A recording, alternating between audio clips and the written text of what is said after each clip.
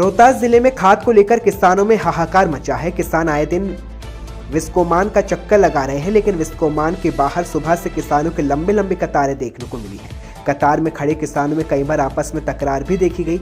विस्कोमान में खाद वितरण के समय प्रशासन की मदद लेनी पड़ रही है और इसी समय रबी फसलों की बुआई चरम पर सीमा पर है। ऐसे में बिना उर्वरक खाद के बीज की बुआई करना किसानों के लिए मुश्किल है। फिलहाल उर्वरक को लेकर किसानों में काफी निराशा है, जिसको लेकर किसानों को ज्यादा उर्वरक की जरूरत है।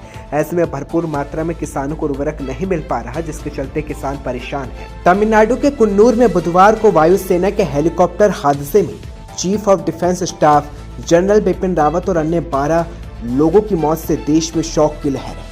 और इस घटना के बाद आज हेलीकॉप्टर का ब्लैक बॉक्स मिल गया, जिससे काफी हद तक घटना की वजह का पता लगाया जा सकेगा।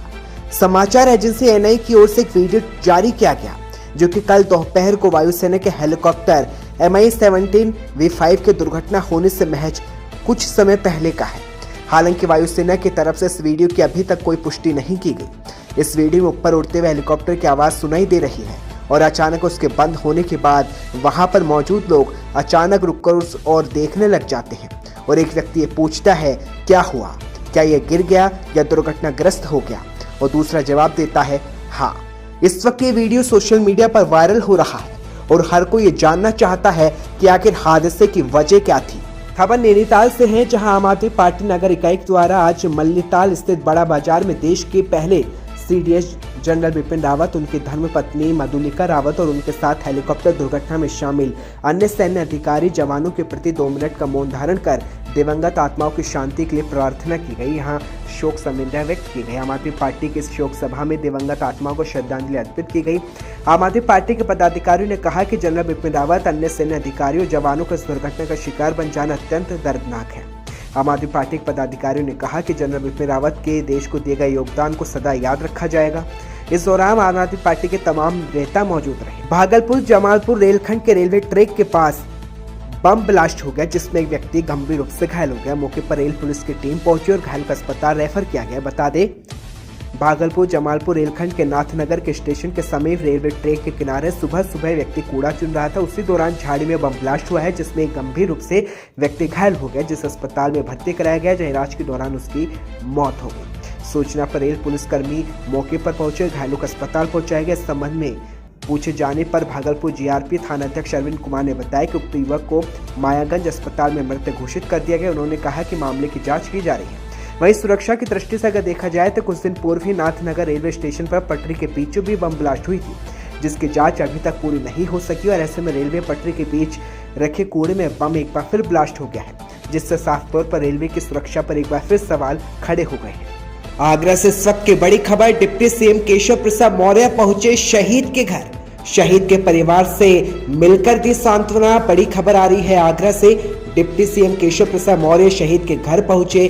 हेलीकॉप्टर क्रैश में शहीद हुए पृथ्वी सिंह चौहान के घर केशव प्रसाद मौर्य पहुंचे हैं। सीडीएस बिपिन रावत के साथ हेलीकॉप्टर में सवार थे पृथ्वी। विंग कमांडर की शहादत से पूरे क्षेत्र में गम का माहौल है। पृथ्वी सिंह चौहान वही विंग कमांडर थे जो हेलीकॉप्टर चला रहे थे और शहीद के घर पहुंचे हैं डिप्टी सीएम केशव प्रसाद मौर्य। बड़ी खबर इस वक्त आगरा से। मीट मंडी हटाओ संघर्ष समिति ने सांगानेर नगर निगम कार्यालय का घेराव किया।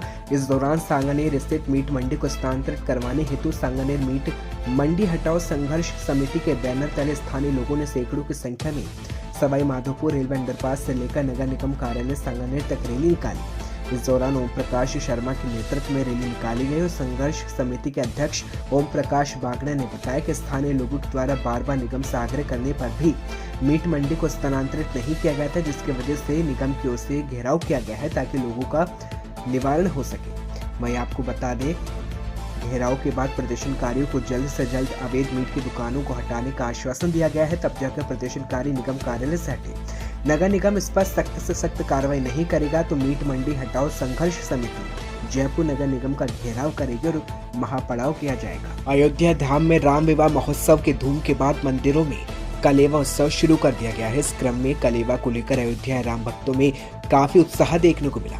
तो वहीं मंदिरों में झूमते नाचते राम भक्त और संत भी नजर आए। तो वहीं श्री राम वल्लभा कुंज के अधिकारी महंत राजकुमार दास ने कहा कि पंचमी तिथि में मर्यादा पुरुषोत्तम भगवान श्री राम के विवाह सिया पिया मिलन महोत्सव के रूप में हमारे अयोध्या जी में जो राशिक परंपरा के संत हैं उनके यहाँ विवाह उत्सव की प्रधानता रहती है। और इसी क्रम में कल ठाकुर जी का राज बिहारी सरकार उनका विवाह उत्सव विधि पूर्वक वैदिक और लौकिक दोनों रीति रिवाजों संत और हमारे वैदिक आचार्य संपन्न कराए। उन्होंने बताया कि जो विधियां मनुष्य के होकर होना चाहिए वो विधि न होकर मात्र औपचारिक रूप से आजकल हो रहा है। उन्होंने बताया कि ठाकुर जी ने इस मृत्युलोक में प्रकट होकर के उपदेश दिया था कि हमारा चरित्र जीवन एक आदर्श जीवन ग्रस्त का कैसे एक पिता पुत्र के प्रति क्या करता है और भाई के प्रति क्या कर्तव्य है। कटिहार के मनिहारी का दियारा का इलाका इन दिनों गोलियों की तड़बड़ाहट से गूंज उठा है, जहां दियारा के आपराधिक तत्व वर्चस्व और रंगदारी को लेकर किसानों पर अपना कहर बरपा रहे हैं। ताजा मामला अपने खेत कलाई की फसल को देखने गए मनिहारी के संजय यादव का अपराधी ने गोली मारकर हत्या कर दी। घटना से इलाके में सनसनी फैल गई, दहशत का माहौल बन गया। किसान अपनी सुरक्षा को लेकर प्रशासन से गुहार लगा रहा है। किसान संजय यादव की हत्या से आक्रोशित किसानों ने शव को लेकर मनिहारी चौक पर आगजनी और सड़क जाम कर प्रदर्शन किया। किसानों की मांग थी कि मृतक किसान के परिजनों को मुआवजा दिया जाए, दोबारा दियारा के किसान पर कोई आपराधिक वारदात न हो, इसके लिए उन्हें सुरक्षा मुहैया कराई जाए। प्रदर्शन कर रहे किसानों को प्रशासनिक पदाधिकारी द्वारा समझा बुझाकर जाम हटवाया गया। वहीं शव को पोस्टमार्टम के लिए सदर अस्पताल भेज दिया गया। खबर भागलपुर से है, जहां मोड़ मार्ग पर जोगडीहा के समीप ऑटो कार के बीच भीषण टक्कर हो गई और ऑटो के परखच्चे उड़ गए, जिसमें सवार एक छात्रा समेत 5 लोग गंभीर रूप से घायल हो गए। जख्मी को गंभीर स्थिति में बांका सदर अस्पताल में भर्ती कराया गया, जहां से 3 घायलों को बेहतर इलाज के लिए जवाहरलाल नेहरू चिकित्सा अस्पताल रेफर किया गया, तो इलाज के दौरान 3 घायलों की मौत हो गई। मरने वालों में नम्रता यादव, आदिल रशीद, जबकि एक मृतक का शव लेकर परिजन आनंद फानन में निकल गए। दोनों शवों को पोस्टमार्टम के लिए भेज दिया। खबर तेलंगाना से है, जहां तेलंगाना स्टेट पोदापल्ली जिले केंद्र में आज MLC इलेक्शन पोदापल्ली में MPDO सहायक रिटायर अधिकारी लक्ष्मी नारायण कार्यालय ने MLC मतदान केंद्र का दौरा किया और इस कार्यक्रम में रिटर्निंग अधिकारी एडिशनल कलेक्टर लक्ष्मी नारायण केंद्रों का निरीक्षण कर रहे थे। खबर लखनऊ से है, जहां फार्मासिस्टों की हड़ताल से मरीज परेशान है। बता दें, फार्मासिस्टों ने 2 घंटे का कार्य बहिष्कार किया। दवा लेने के लिए मरीजों को 2 घंटे अब इंतजार करना पड़ रहा है। डिप्लोमा फार्मासिस्ट एसोसिएशन 20 सूत्रीय मांगों को लेकर प्रदर्शन कर रहे हैं। एसोसिएशन ने 17 दिसंबर से अनिश्चितकालीन हड़ताल की चेतावनी दी है। वहीं 16 दिसंबर तक 2 घंटे का कार्य बहिष्कार करने की चेतावनी भी दी गई है। बता दें, 20 दिसंबर से पोस्टमार्टम इमरजेंसी सेवाएं भी बंद करने की चेतावनी दी गई है।